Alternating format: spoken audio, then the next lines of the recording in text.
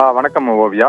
அதாவது ஜிஎஸ்டி என்ற சரக்கு மற்றும் சேவை வரி, இது இந்தியாவில் பொருட்கள் மற்றும் சேவைகளின் விநியோகத்தில் விதிக்கப்படக்கூடிய ஒரு விரிவான மறைமுக வரியாகும். இது நம்ம ஏற்கனவே இருந்த வாட், அதுபோல சேவை வரி மற்றும் கலால் வரி போன்ற பல்வேறு வரிகளுக்கு மாற்றாக ஒரே வரியாக இது கொண்டு வரப்பட்டது. இந்த ஜிஎஸ்டி வரி கட்டமைப்பை எளிமைப்படுத்தல், அதுபோல வரி ஏய்ப்பை குறைத்தல் மற்றும் பொருளாதார வளர்ச்சியை ஊக்குவிப்பது ஆகியவற்றை நோக்கமாக கொண்டுதான் இந்த ஜிஎஸ்டி ஆனது கொண்டு வரப்பட்டது. ஜூலை 1, 2017 முதல் 5, 12, 18 மற்றும் 28% கொண்ட 4 அடுக்கு ஜிஎஸ்டி அமைப்பானது அமல்படுத்தப்பட்டது. அது தொடர்ந்து நடைமுறையில் இருந்து வருகின்றது.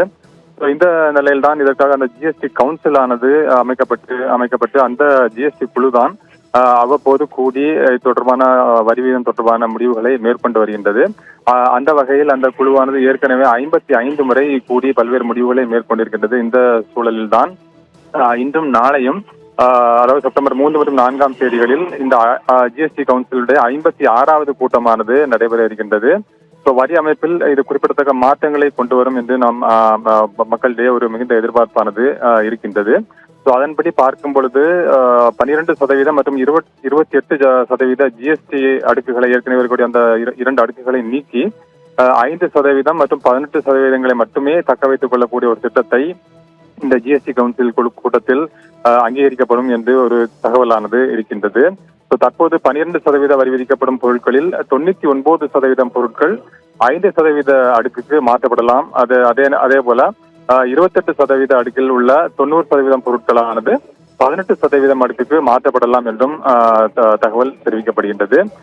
இது மட்டுமல்லாமல் இந்த ஜிஎஸ்டி குழுவில் கூட்டத்தில் புற்றுநோய் மருந்துகளுக்கான அந்த ஜிஎஸ்டியை குறைக்கப்படும் என்றும் எதிர்பார்க்கப்படுகின்றது. இது கண்டிப்பாக நோயாளிகளுக்கு ஒரு நிவாரணம் அளிக்கக்கூடிய ஒரு செய்தியாக இருக்கும் என்று நாம் பார்க்கலாம். அது மட்டுமல்லாமல் தனிநபர்கள் மற்றும் மூத்த குடிமக்களுக்கு நிவாரணம் வழங்குவதை நோக்கமாக கொண்டு சுகாதார காப்பீட்டு பிரீமியங்கள் மீதான ஜிஎஸ்டி வீதத்தில் மாற்றங்களை ஆய்வு செய்து பரிந்துரைக்க ஒரு புதிய அமைச்சர்கள் குழுவானது அமைக்கப்பட்டிருப்பதையும் நாம் பார்க்க வேண்டும். அது மட்டுமில்லாமல் சிறிய ஹைபிரிட் கார்கள் மற்றும் மோட்டார் சைக்கிள்கள் மீதான ஜிஎஸ்டி வீதங்களை 28%-இருந்து 18% குறைப்பது குறித்தும் ஜிஎஸ்டி கவுன்சில் விவாதிக்கும் என்று எதிர்பார்க்கப்படுகின்றது. அதுபோல விளையாட்டு பயன்பாட்டு வாகனங்கள் மீதான வரி விகிதங்களை 50%-இருந்து சுமார் 40% குறைக்கலாம் என்றும் எதிர்பார்க்கப்படுகின்றது. இதேபோல கார் இருக்கைகளுக்கு 28% என்ற ஜிஎஸ்டி வீதம் பயன்படுத்தப்படலாம் என்றும் எதிர்பார்க்கப்படுகின்றது. இது மோட்டார் சைக்கிள் இருக்கைகளுக்கு சமமாக இருக்கும் என்று பார்க்கப்படுகின்றது. இது பல்வேறு முக்கிய முடிவுகள் இந்த ஜிஎஸ்டி கவுன்சில் கூட்டத்தில் மேற்கொள்ளப்படும் என்று ஒரு எதிர்பார்ப்பினை ஏற்படுத்தி இருக்கின்றது. ஓவியா, தங்களுடைய கூடுதல் தகவல்களுக்கு நன்றி மித்ரன்.